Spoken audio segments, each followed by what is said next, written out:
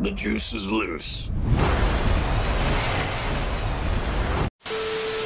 Appreciate you clicking on this video. They just released the first teaser trailer for Beetlejuice 2, titled Beetlejuice Beetlejuice, and man, you can just feel the hype going on the internet right now. I mean, I know for myself personally, that first Beetlejuice is my favorite movie of all time. I've rewatched it about 1,000 times. I live, breathe, and die Beetlejuice. And if you're new to the channel, ask any one of my fans in the comments section. They will tell you and stay true to how much of a Beetlejuice lover I am. So what I thought I'd do here for you guys is just kind of go through the 1 minute long teaser trailer, talk about some details that Tim Burton and Michael Keaton have talked about with this movie. We got a couple of cast members that have not even been included in this teaser trailer, but we know who they're playing, like Willem Dafoe. Overall, just getting excited for the movie and what you're really hoping to see from it. I'll be curious to hear from you too. Just make sure you hit that like button, subscribe if you haven't already. Now, if you couldn't tell at the beginning of this video, I was being a little facetious. I used to think I wasn't a fan of that original Beetlejuice because I had a small memory of checking it out when I was really young and it just didn't do for me. But I had a lot of people telling me, Chris, you need to go back and watch that movie. So I did. And now I totally understand why people love that movie, why it's become almost a cultural phenomenon. Because really,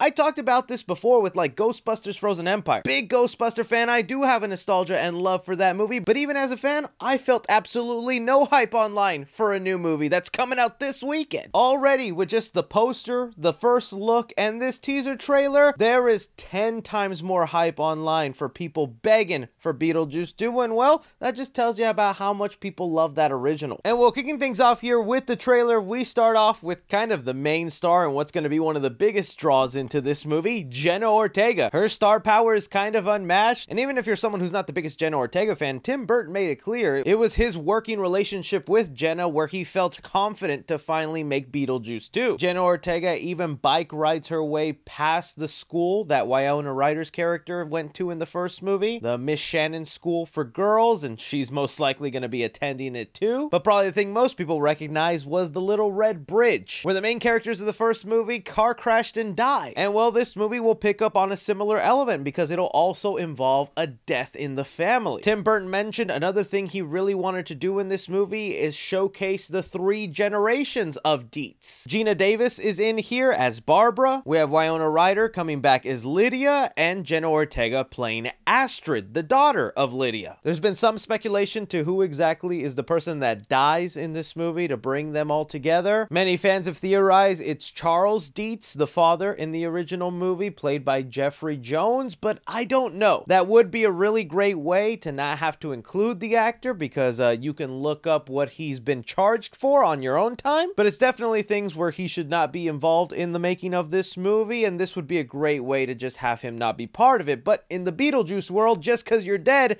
doesn't mean you're not a large part of the film. So I feel like whoever is dead has to be someone that maybe can still be part of the movie as a ghost or apparition. But if not, again, it could just be the dad from the original movie who just might not show up as a ghost at all. Now, in this same sequence, it wasn't shown in the trailer, but it was shown in the first look that Entertainment Weekly revealed yesterday, was a 4th character that is going to be a large part of this movie. A character by the name of Rory, played by Justin Thorax. Sorry if I mispronounced that. But Tim Burton in his interviews is keeping very quiet about Rory's involvement to the story for Beetlejuice. We don't know if this is Jenna Ortega's dad, if this is just a friend of the family, possibly even an antagonist of the film, but it'll be someone to keep an eye out for. On this note, I also want to bring up what Tim Burton said he wants to do with Winona Ryder's character of Lydia, saying exactly, I so identified with the Lydia character, but then you get to all these years later and you take your own journey, going from cool teenager to lame adult, back and forth again. That made it emotional, gave it a foundation. So that was the thing that really truly got me into it. And I bring that up not just to tell you where Winona Ryder is in this movie, but to also point out the relationship she's gonna have with her daughter. And the reason I point that out is because it'll help make the new plot of this movie sound a little bit more clear. Right under the teaser trailer, Warner Brothers revealed a plot going with Beetlejuice is back. After an unexpected family tragedy, 3 generations of Deet family return home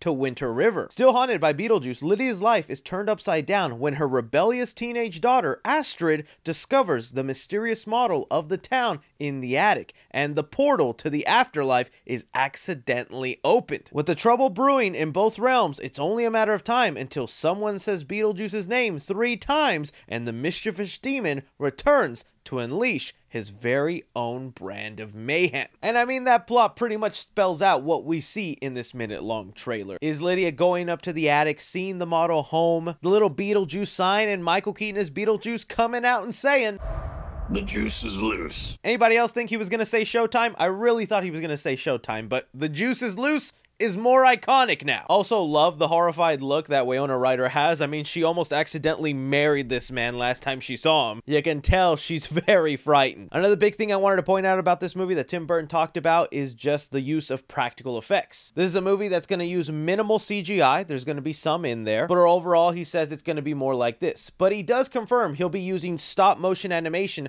to bring a lot of the classic Beetlejuice effects to the screen. It needed a back to basics, handmade quality. It re-energizes why I love making movies, and I so agree. I kind of love stop motion animation in effects. That's a lot of the stuff that made that first Beetlejuice movie stand out to me and made me go, wow, this still kind of holds up to this day. Sure, there's some wonky green screen and weird moments that are like outdated, but a lot of the stop motion stuff still really worked for me in the world of Beetlejuice. And that's what they're wanting to do. A lot of practical effects, probably going to be a lot of cool monster designs. I can't wait to see the Dune worms come back. That's one thing also when I watched the movie, I'm like, dang, everything's inspired by Dune. I hope they bring those Dune worms back. But just from this short practical effects shot of Beetlejuice coming out of the model home, Michael Keaton still having that Graisley voice along with his makeup look, like he looks fantastic. I hope he is a large part of this movie and they don't use him that sparingly. Sure, you can see some of the aging and the close-up shots, but again, I feel like that works for Beetlejuice. He's not exactly supposed to look in tip-top shape. One more thing that Tim Burton revealed was a character that wasn't included in this movie, but is a famous actor you're aware of, Willem Dafoe, where in the article it says here, his role is a B-movie action star who died and became a police officer in the afterlife. And that's just an interesting thing right there. Willem Dafoe is playing a police officer in the afterlife. That's one thing I also really loved, is the creativity and the fun in the afterlife. We really only kind of just got a taste of it in the first movie. I wonder how much more of that we're going to get in the second film. And if we're going to involve a cop, he's definitely someone that's going to be chasing down Beetlejuice, maybe even American Psycho style. Oh crap, and I also almost forgot to mention the song thrown in the movie. Deo, it was a slowed down kind of eerie version. I know there's some people who think that's cliche when trailers do that, or they think it's dumb. It worked for me. I know the banana song is kind of a little bit more energetic, hyper, and is supposed to like be more happy, but it honestly worked for me in this trailer. I didn't mind it all that much. In fact, I actually really liked it. All in all, great teaser trailer. I'm looking forward to this. I'm sure this movie will be great. Wonder if they have plans to do more. It's just one more fun romp. Curious to hear what you guys think about the teaser trailer. Anything and everything, be sure and like, subscribe, follow me on Twitter at 3C Films or on TikTok at 3C Films. But as always, I'm Chris. Take care.